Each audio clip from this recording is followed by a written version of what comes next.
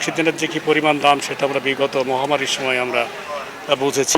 বৃক্ষ মেলা, এই মেলাটির বিপ্লব কিন্তু ইতিমধ্যেই সারা বাংলাদেশে ঘটে গেছে।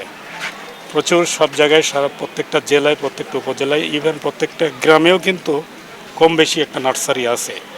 এটি একটা সবুজ বিপ্লব, যে এই বিপ্লবের মধ্য দিয়ে আমাদের যে অক্সিজেন সাপ্লাই এটি যেমন আমরা পাচ্ছি, অক্সিজেনের যে কী পরিমাণ দাম সেটা আমরা বিগত মহামারীর সময় আমরা বুঝেছি। এই বৃক্ষ আমাদেরকে এই সবুজ করে রাখছে, আমাদেরকে এই পৃথিবীতে আমাদের জীবনকে অত্যন্ত স্বাচ্ছন্দ্যতা দিয়েছে।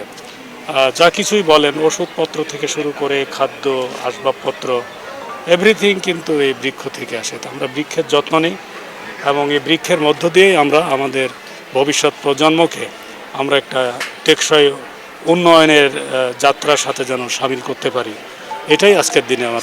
এটা ইতিমধ্যে আমরা নির্দেশনা দিয়েছি, ইউক্যালিপটাস গাছগুলো থাকবে না, এগুলো যার যার ইয়েতে আমরা হয়তো ইতিমধ্যেই বলেছি, আবার বলবো যে এগুলো অপসারণ করতে হবে নিজ নিজ উদ্যোগে।